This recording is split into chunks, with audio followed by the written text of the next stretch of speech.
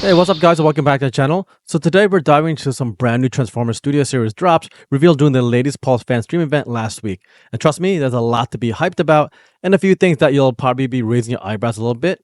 So let's get into it. Starting things off, let's jump right into the big one, Leader Class 86 movie Megatron. Easily one of the most anticipated Transformers releases of 2025. And honestly, they nailed it pretty well.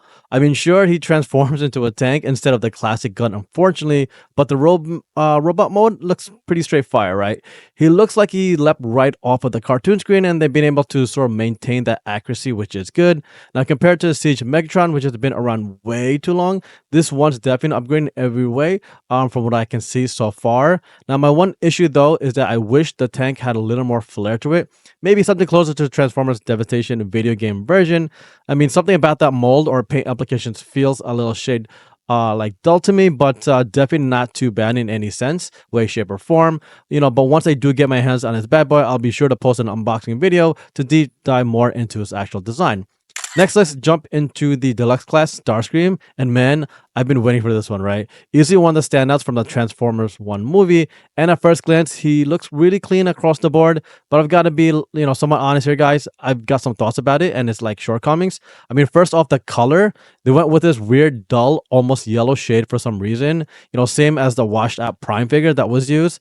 I mean, why not just give us like the iconic Starscream gray that had better shade and tint to it, right? And second, the face sculpt. I mean, this dude was oozing personality in the movie and like awesome voice acting, but somehow they gave him like the most boring expression imaginable for some reason. Like Starscream looks a little depressed here, right? Not sure why. And last but not least, the articulation itself. There's no wrist, no waist, no ankle pivots. I mean, this guy's gonna be the base mold probably for every Seeker, and they couldn't even increase the budget more on him for some reason. I mean, honestly, I feel like this mold is about to be milked harder than a cow or sunrise. We can already see where the corners were cut.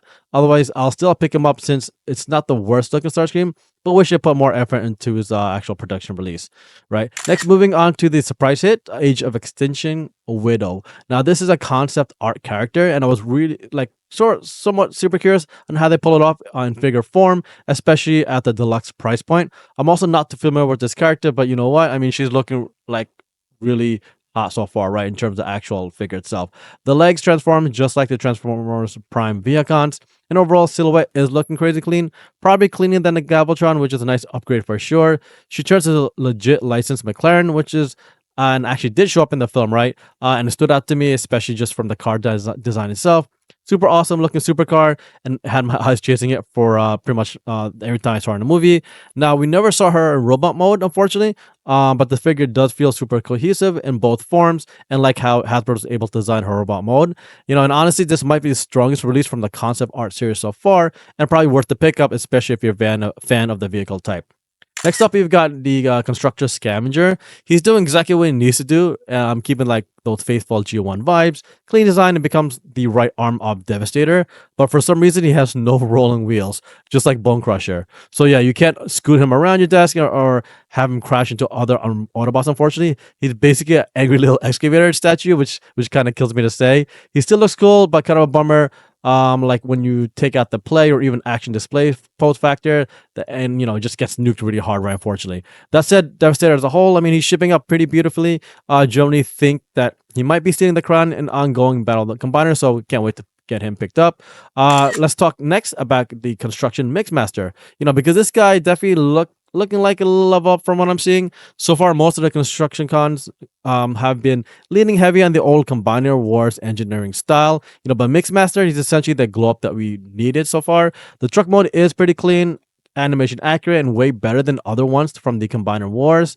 Mixmaster forms like Devastator's left leg here, and with him added, the full Combiner is finally coming together that you can kind of see. I wasn't totally sold early on, especially after Scrapper and Bone Crusher felt a little lackluster. But now, having Scavenger and Mixmaster side by side, they're looking pretty amazing. Solid builds, satisfying transformations, and I'm actually hyped to get Devastator to the finish line soon. So next, guys, let's talk about the new fresh Voyager entries. First one up here is War for Cybertron Thundercracker. I mean, let's be honest, we all saw this one coming. After Skywarp dropped, it was only a matter of time before Thundercracker completed the like legendary Secret Trio. He looks pretty solid, definitely faithful to the mold we've seen before. But to be real with you, my excitement levels aren't as high.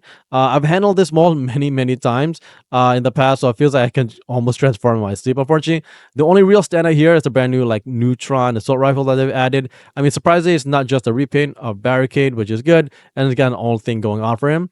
Unfortunately, this might be the last War for Cybertron character that we see for a while as well. And as for the rumored Autobot soldier, I mean, it sounds like it's been pushed back to 2026. So definitely enjoy Thundercracker while you can, because the Cybertron wave is taking a nap for a year, unfortunately. And last but not least, moving up to the leader class and ending strong with the long-awaited Grimlock reissue. Yep, this is from the 2020 version, basically untouched, right? And that's definitely a good thing. A lot of the collectors missed out the first time, including myself. And the aftermarket has been absolutely savage with those prices jacking up significantly. He's still the king of the Dinobots, and let's be honest, you definitely need him on your shelf, just as I do. That said, I kind of wish they threw in the swords from like the comic edition, especially since the rest of Dinobots didn't get proper weapons either. It feels like it's a missed opportunity, but hey, Grimlock is still the beast, or is a beast rather, and his mold looks absolutely amazing. He also comes with that mini Autobot wheelie, which is a nice addition, so kudos for another mini paperweight there. Otherwise, a must grab, especially if you don't have any collections just like me, and super excited to get my hands on them. So there you have it, folks. Thanks for joining me today as we took a closer look at the upcoming new wave of Transformers Studios figures coming out soon. There are some really cool reveals here, and I like picking them all up, especially Megatron and the Devastator figures. They're all available for pre-order now and retail in range anywhere from 25 to over 60. So definitely get your wallets ready. They're expected to ship out between Q3 to Q4 of this year. So be on the lookout from my channel for more information as they come. As always, let me know what caught your eye in the comments below. And if you enjoyed this reveal preview, hit that like button, and sub so you don't miss what's next. Until next time, folks, keep on collecting.